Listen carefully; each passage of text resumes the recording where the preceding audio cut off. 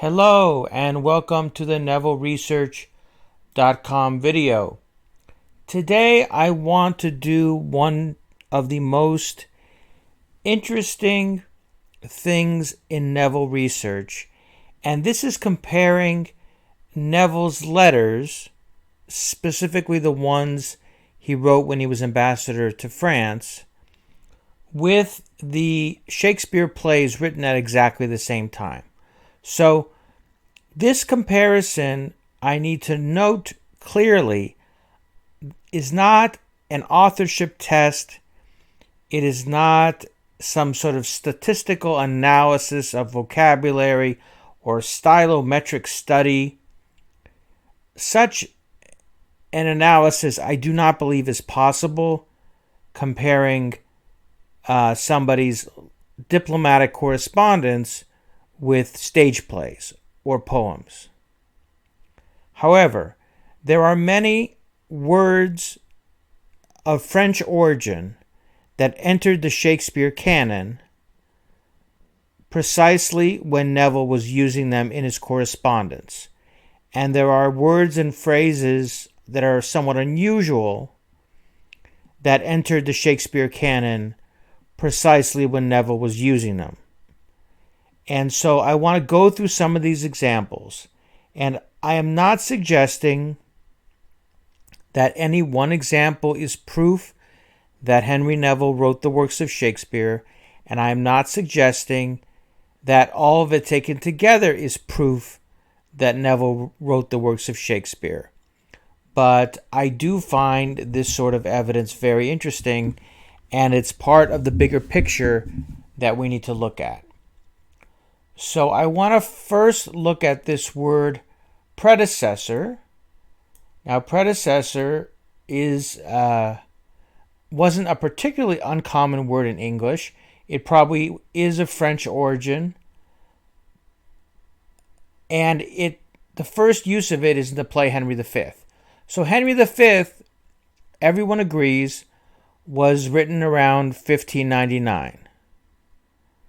And that is the exact same time that Henry Neville was ambassador to France.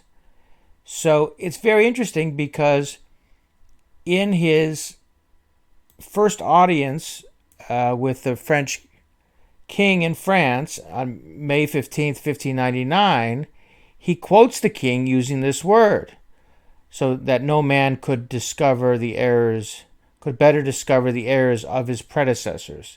So, this was probably, Neville spoke French, so he was probably conversing with the king in French, and the king used this word, and then he wrote about it in this letter.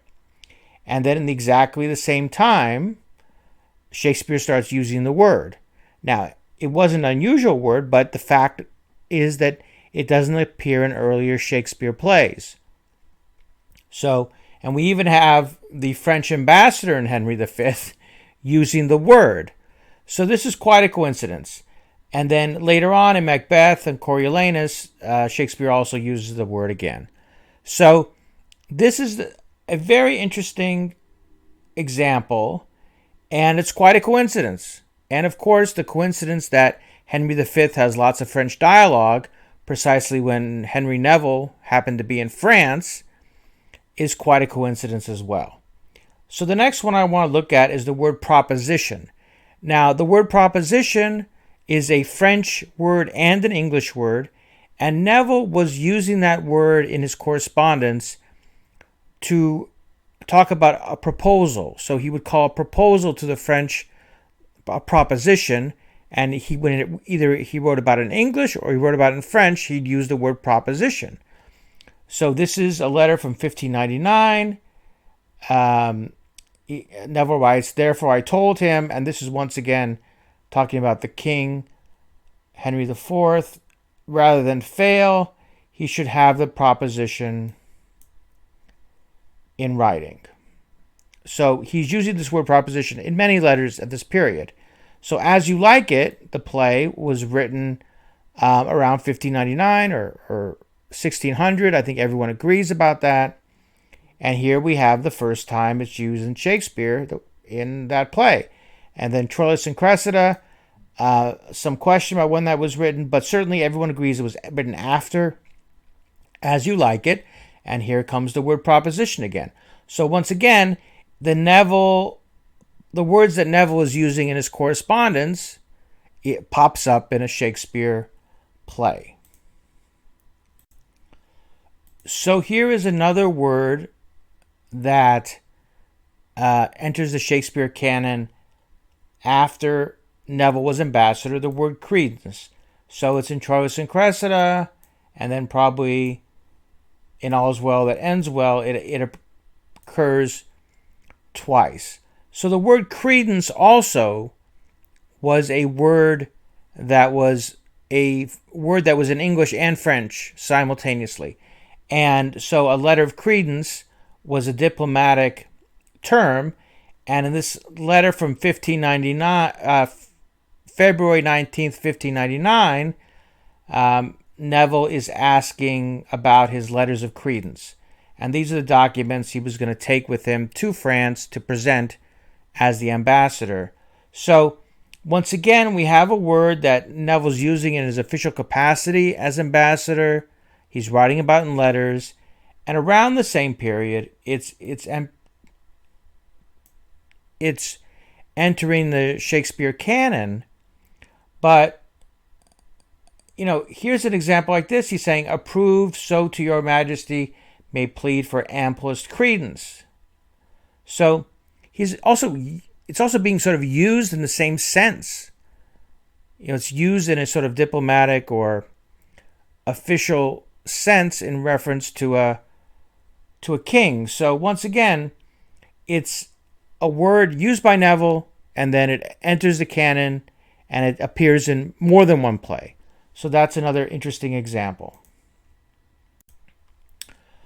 So here's one of my favorite examples, and this one you know about because it's in the beginning of Hamlet.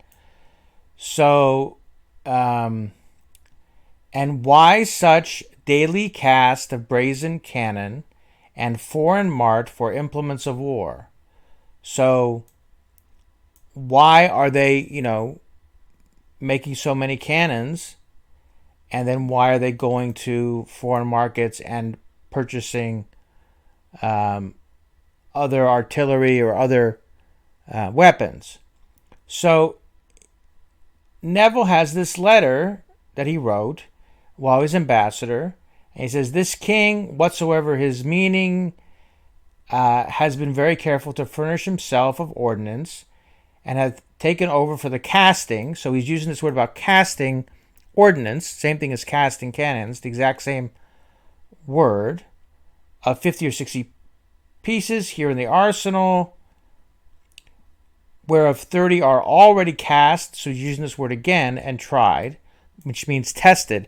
And remember, Neville actually manufactured artillery when he lived in Mayfield. So Neville's writing about something he knew about personally. He knew about casting cannons and trying them because that was his business for a while.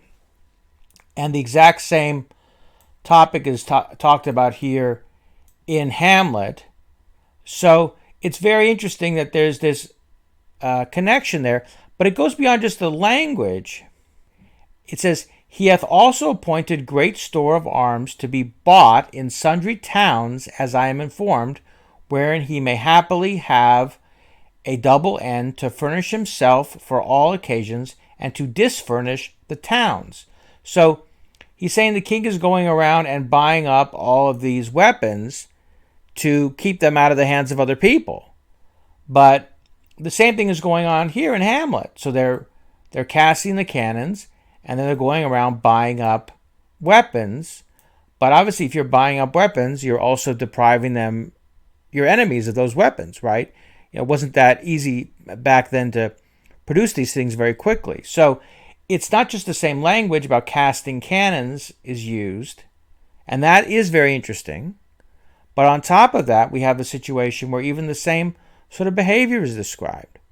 So it's quite a coincidence that Hamlet, which was written, in 1601, 1602, 1600, and this letter, I think, is end of 1599 or 1600, exact same time frame, we have these two things within a year or two of each other. So very interesting to see this. Now here's another phrase, and I have from As You Like It, once again written in 1599, and about, and then I had myself notice my brother's purpose herein, and have by underhand means labored to dissuade him from it. So this underhand and dissuade, if you do a search, not a lot of examples come up for this phrasing. Actually, very, very few examples come up. And even the word underhand wasn't super common at that time. But underhand dissuade as sort of a phrase was not common. And then once again, Henry Neville, almost exactly the same time, the king did underhand dissuade them from peace. So about the same time, within a year, Neville's using a word, and the same phrase is popping up in Shakespeare, and this is a relatively unusual phrase. Okay? And this example, honestly, is very impressive as well.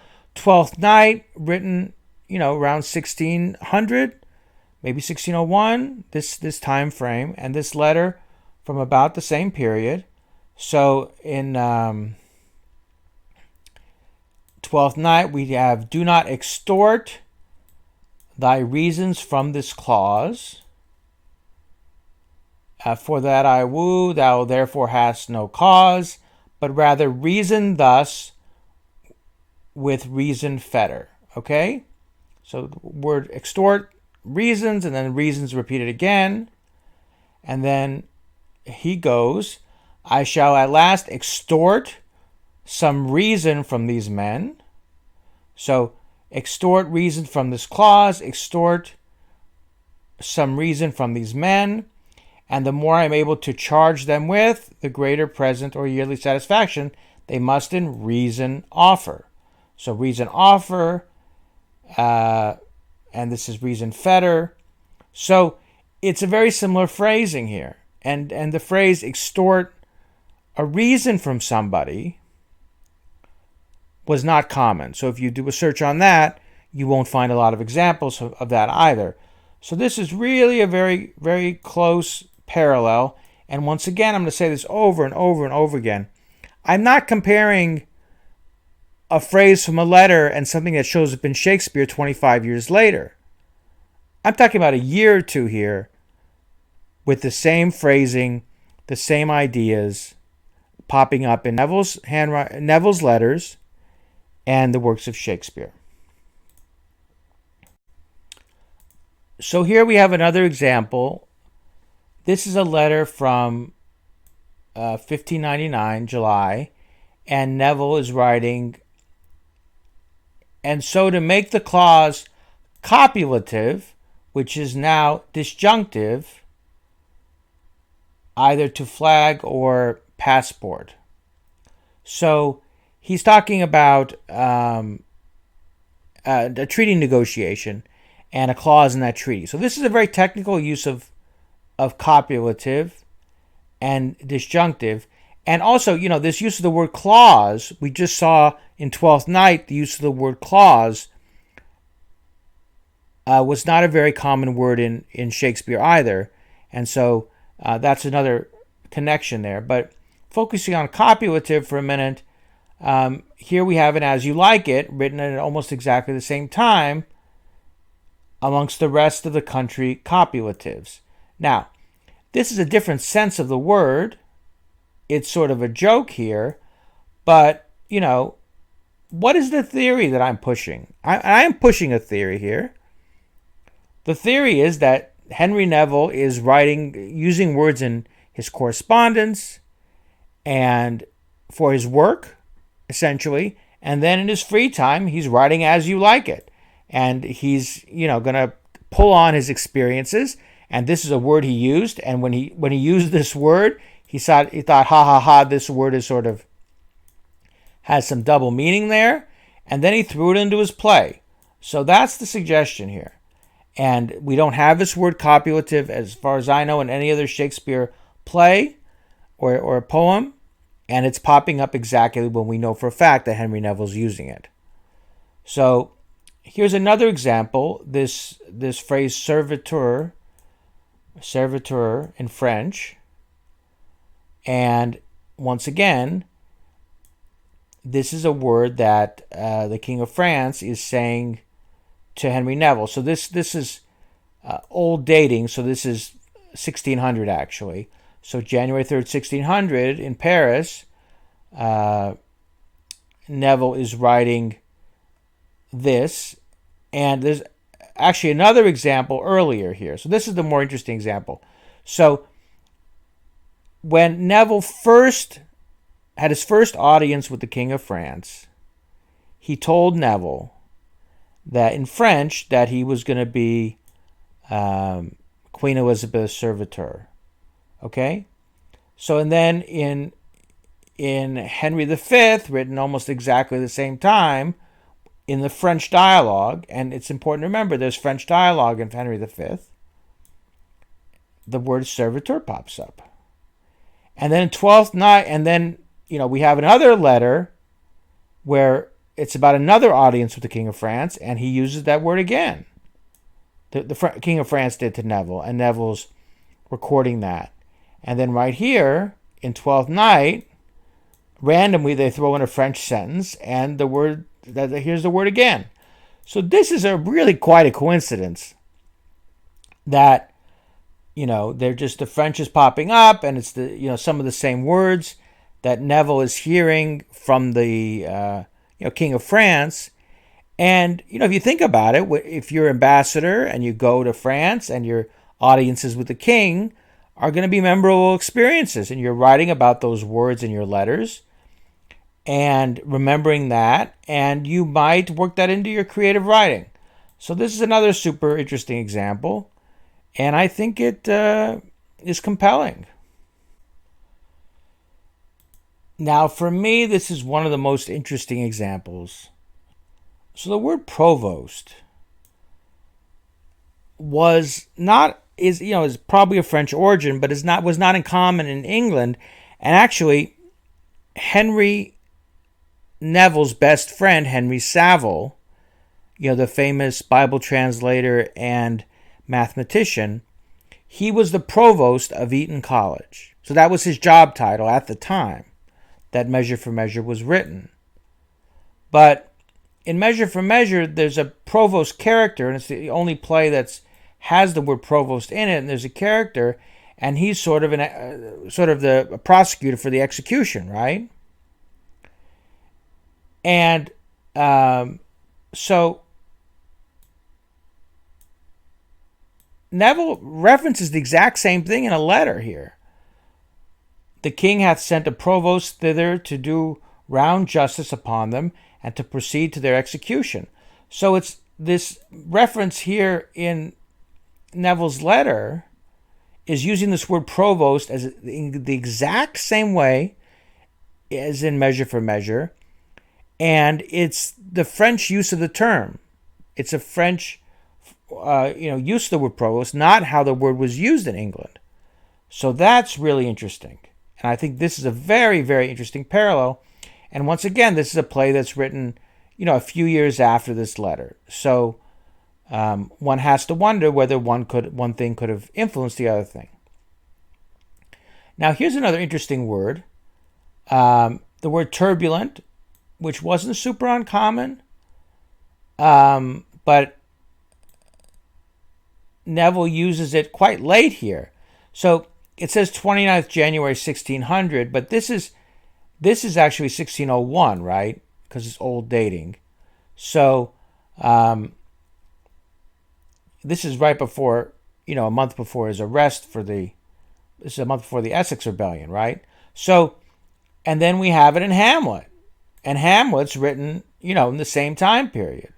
So this word turbulent, and then it comes up in later plays. So turbulence popping up in Hamlet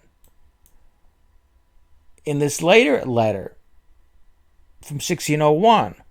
So these other letters were having all this stuff from, As You Like It and Twelfth Night, and Hamlet's probably a later play.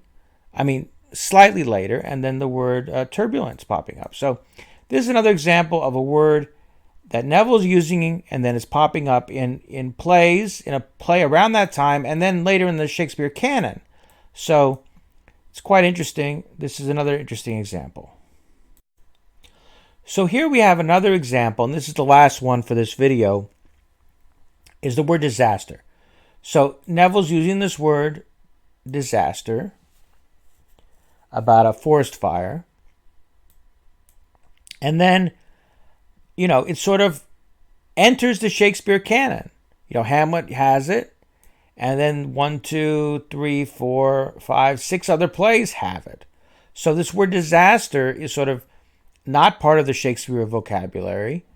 And then it sort of gets used in Hamlet and then keeps on getting used. So whoever wrote the works of Shakespeare, started liking this word. And this is one of the most interesting things about Shakespeare's vocabulary. And I'm not the person who's noticed this, but I've confirmed it with my own research, is that there are words that enter the vocabulary, enter the canon, and they exit.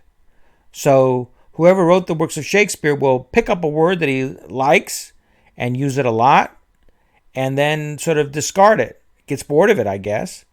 And here's a very good example of that. So, and like I've been showing, there's a lot of examples where the word shows up in Neville's letters precisely when it enters the Shakespeare canon. Now,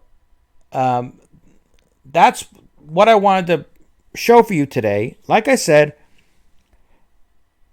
these examples are not proof of anything, and you may write it off as coincidence, but there are more examples I have on my blog, and more research can show more parallels, but they're very interesting examples, and I think the parallels cannot be dismissed at all. So I look forward to sharing more similar information with you. I want to thank you for coming by. Please click like and subscribe to the channel. Thank you so much.